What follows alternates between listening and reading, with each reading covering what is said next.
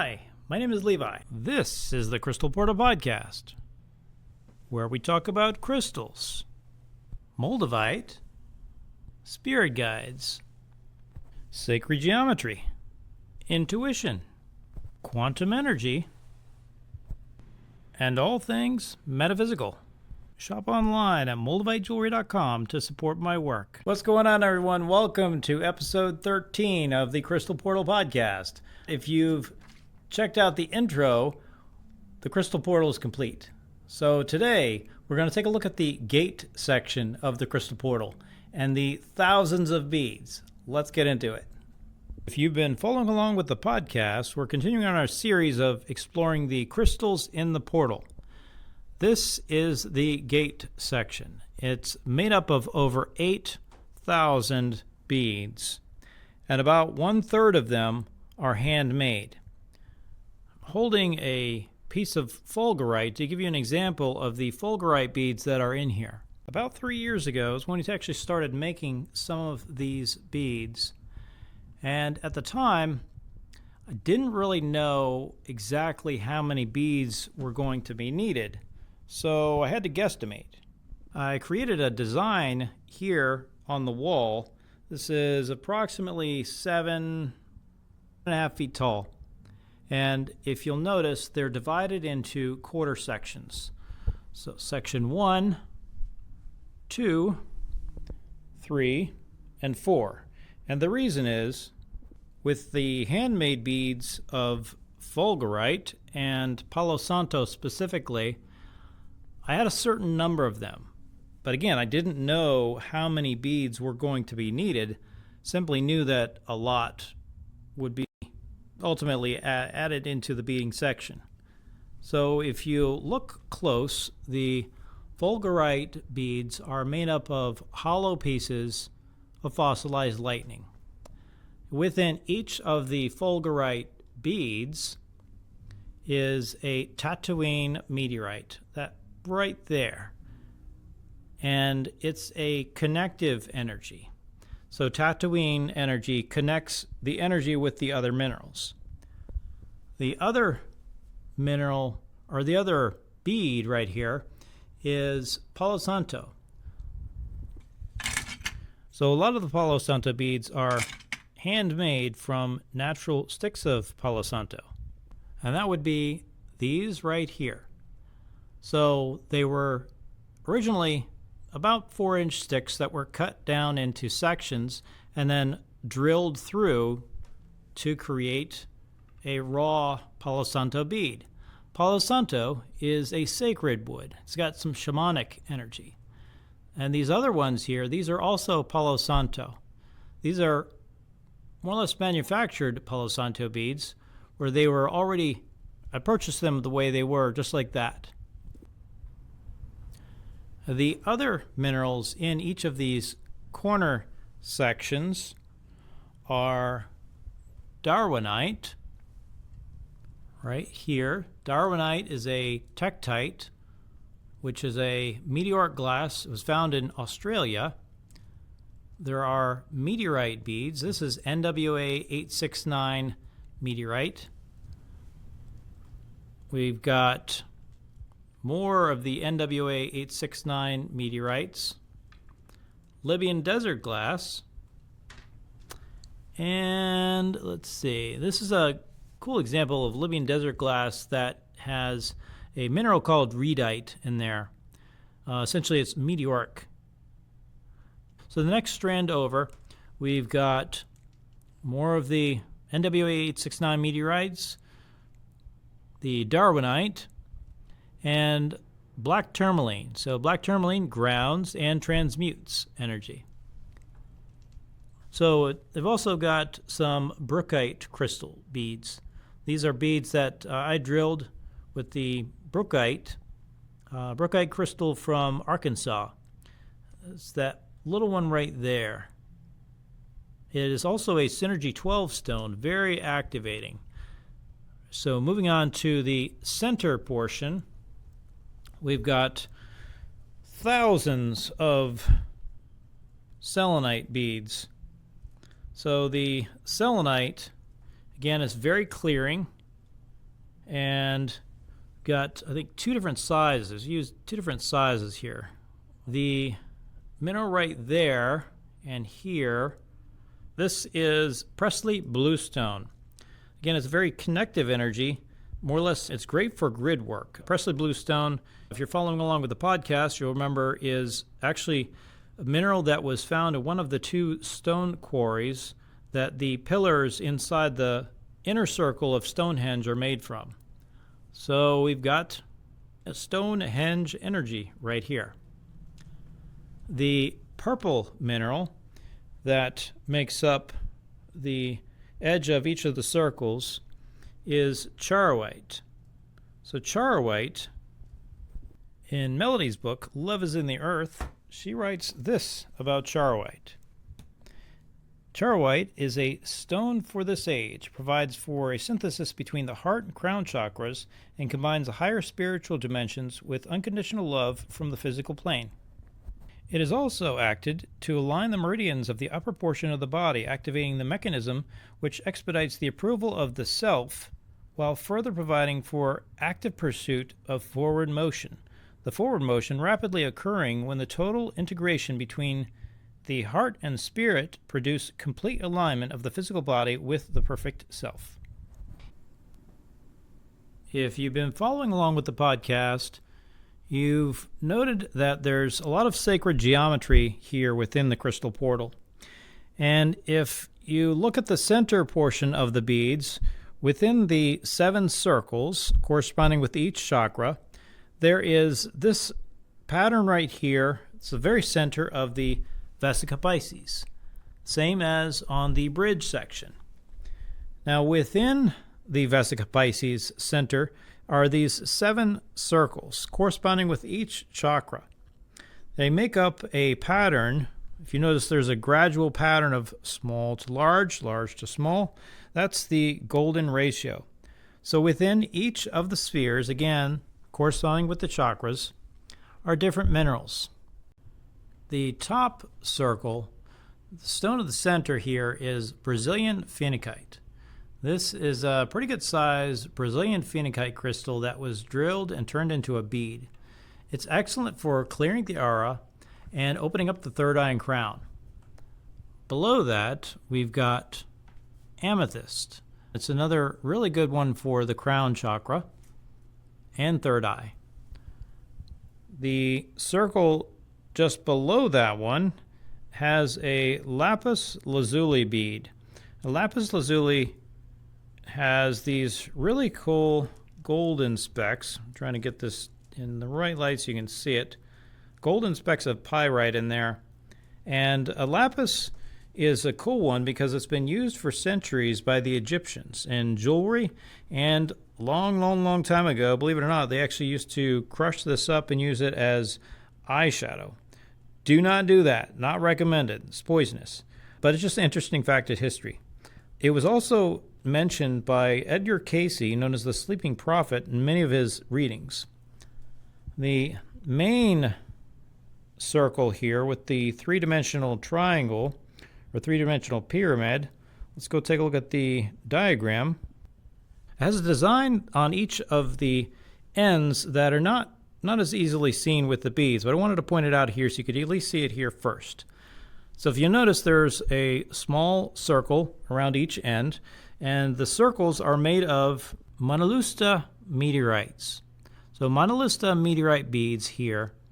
It's a nickel iron meteorite. It was found in Sweden.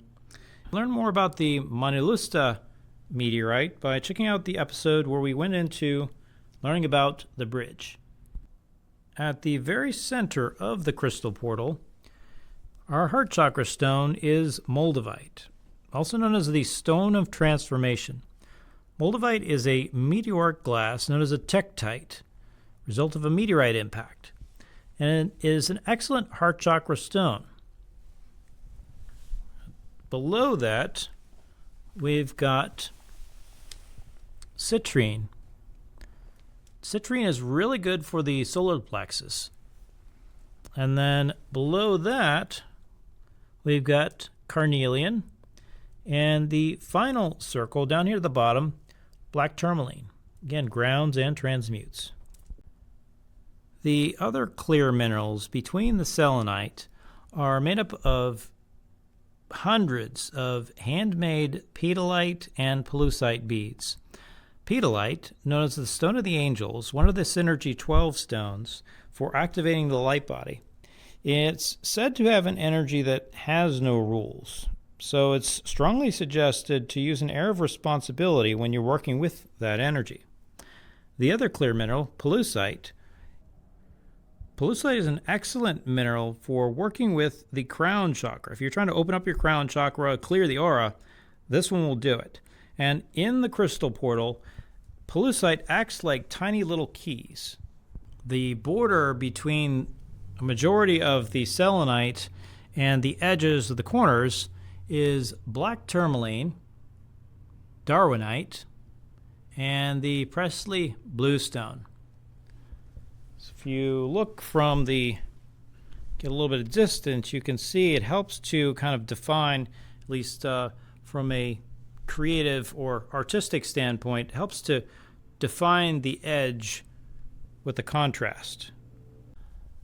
Back to the phenakite. So this is a Brazilian phenakite.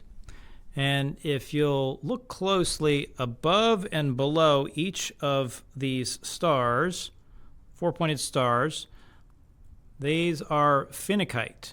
So got them there. Let's see, where is it? There.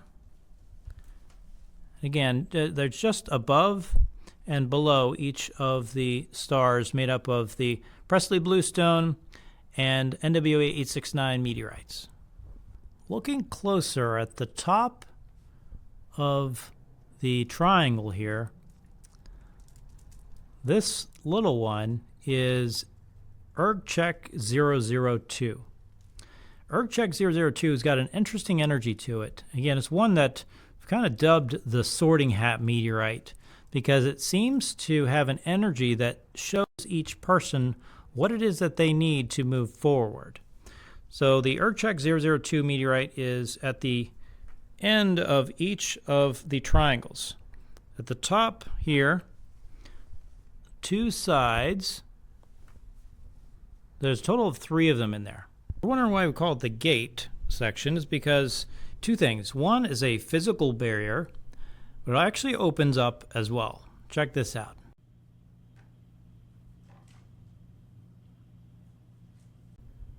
If you'll notice on both the left and right side, faceted danburite has been set in sterling silver for each of these.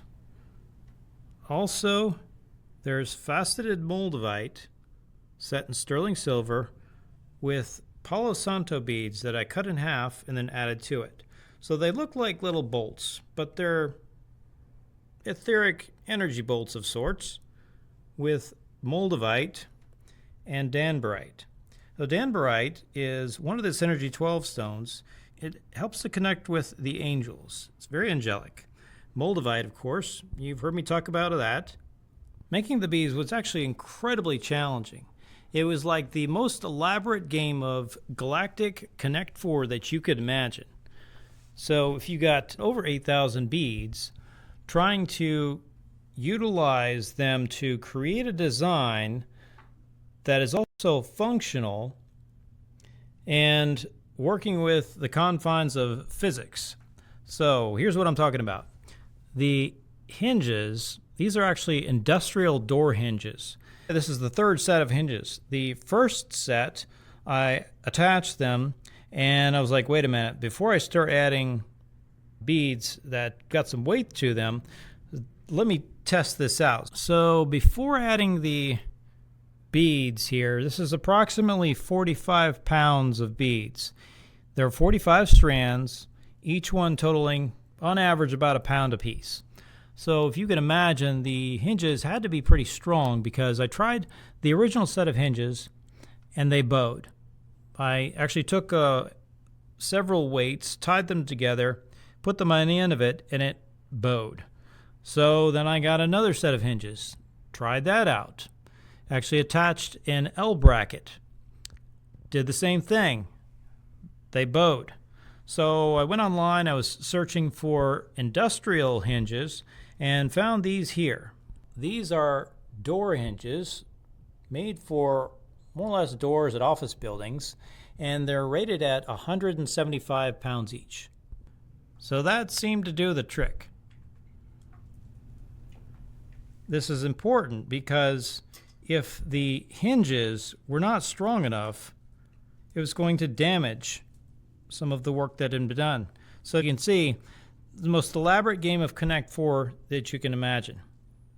Also here in the back, we've got more of the Palo Santo beads that were cut in half with Moldavite set in the sterling silver. Faceted Moldavite gems and faceted danburite gems here. Another challenge was trying to figure out how to make the bead design work to look right while also having the arms that open up, which means they had to be an equal number of beads on both the left and the right side. So how do you get that centerpiece to actually line up and look right? So the solution I came up with was to attach a 45th strand. So there are 44 strands on the two sides, split between the two, and then the center one here is a bracket that I actually built and then attached to it to make up the 45th, which is the middle strand. Another challenge was when I originally had the bead design on the wall, I was creating the design with the beads. That was one thing, but once I actually had to tie the ends of the bead strands off and connect them so that they could be put into the crystal portal, the challenge was that it's not exact science. This is art. And so what that means is when I was tying each one of these strands, they were not exact. They were, slight variations. So in order to make up for the slight variations, I determined that I had to create spacers. So if you look close, right there, I'd taken a number of washers and created spacers depending on what was needed to actually hang them up here in the crystal portal. And it became really apparent once I was transferring it from the wall. I had this rack that I'd made when I was working on the beads themselves. Once I was transferring it from the rack to the crystal portal itself to try it out, the strands themselves were really wonky. Like some were down, some were up, and so the design was just all over the place. Again, to make up for that, that was the solution I came up with, so as to create spacers to make the design whole. And as you can see, the bead design turned out really well. Let's get back here so you can see that. Again, this was an incredibly challenging project, but it was well worth it. The gates section was a critical component of the crystal portal, both symbolically and energetically, because when the portal is closed, it's closed. Nobody's going through. When it's open, people can cross. Thank you for tuning in to today's show. Again, as always, I really appreciate it because it's really helpful for me energetically. And if you're liking this, if you can help support the podcast, simply share this with a friend. That's all I ask. I'm trying to get the word out before the 999 portal when this is officially launched to the public, so people will actually be able to walk through the crystal portal. Next episode, join us. So we're going to take a look at the top section up there, the crown. There's a lot of very third eye and crown activating minerals, tektites, and meteorites. So we'll get into that next episode. And remember, until then, tune into your intuition because you are the key. Align the universe within to illuminate your destiny.